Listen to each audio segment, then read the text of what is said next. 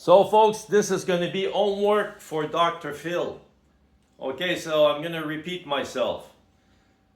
I was addicted to strippers, right? I went almost every night from age 15 to age 47. And I don't think I would have stopped, but I'm not going to say why I stopped at age 47. I'm going to talk about that in the future. Let's just say that right now I can't talk about it, right? But God stopped me.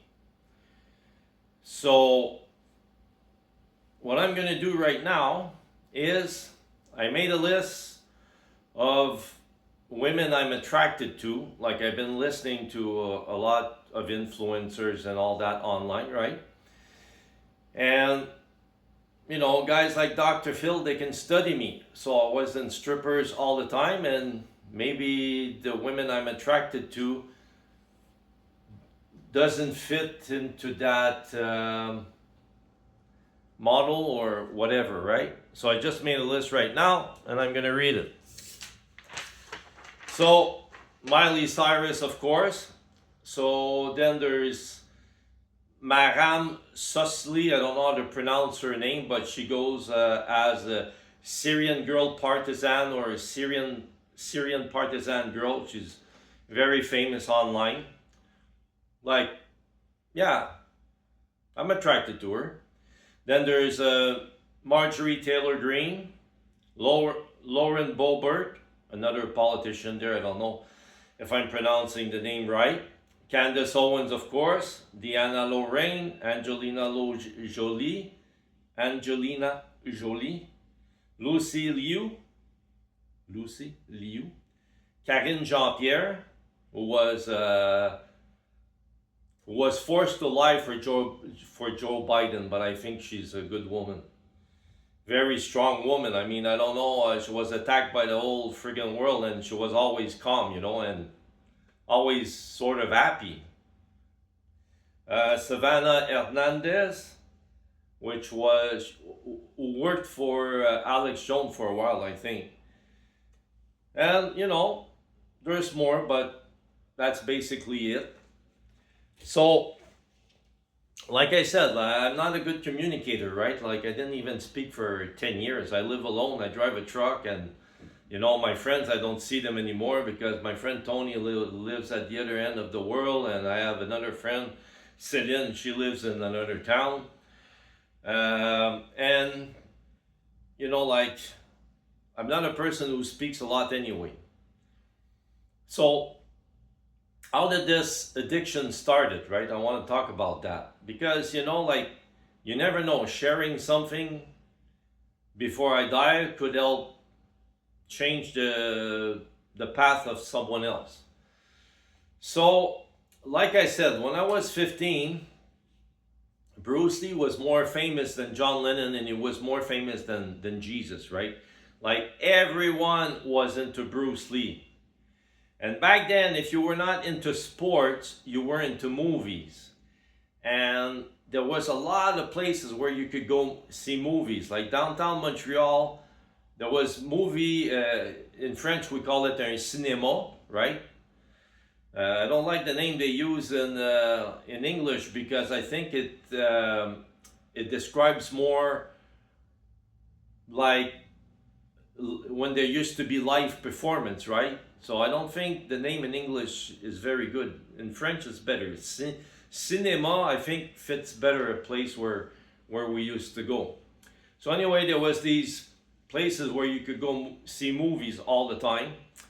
And it was only $2 to go see a movie. And sometimes there were 3 movies, and of course you were not allowed to do that. You were supposed to pay $2 and get out. But when we were kids, we would pay $2, and we would the movie places that were so huge, they couldn't even see us, right? So we would pay $2 and we would see the 3 movies.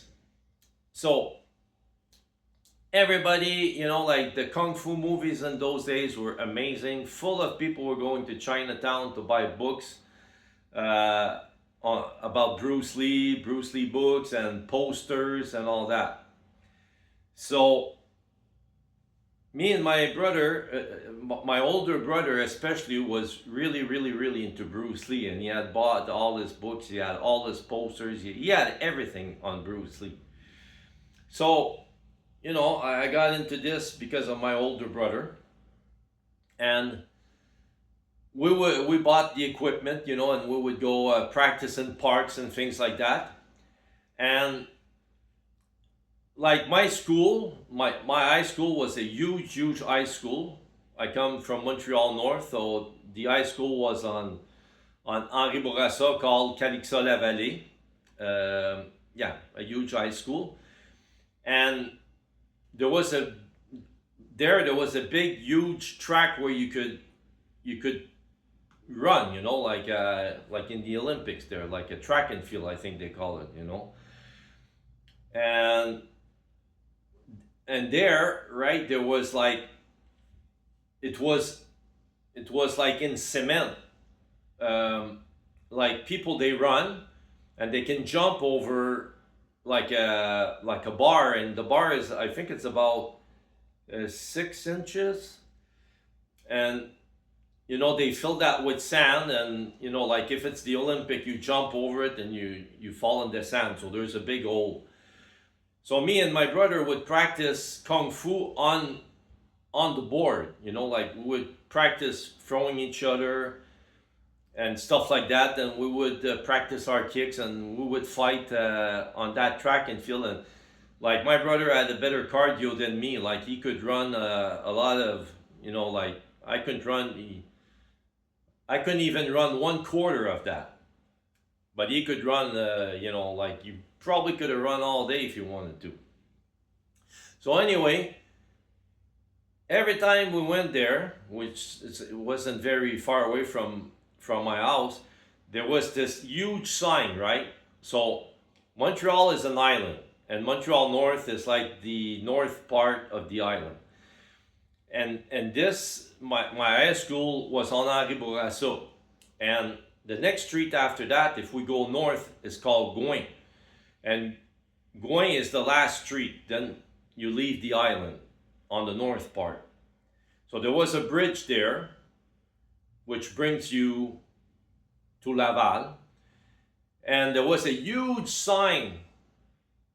It says Café des Ponts, right? It was a strip joint. This huge sign. So when me and my brother were training on the track and field, every day I used to see this huge sign, right? So one day, me and my brother we went there because we see the sign on it. It's like about so if Henri Bourassa, if the next street after that is going right. So I don't know if in English we call that a block. So it was a block away well, not even a block away, because it was between Henri Bourassa and Gouin. So not even a block from south to north, and then maybe maybe 4 streets away to the west. So anyway, I would see that sign all the time. So that's how I started to go. My older brother brought me there, and yes, I was only 15. I was not allowed to go in, but in those times, people didn't care about all. I mean, like kids, they went into bars, and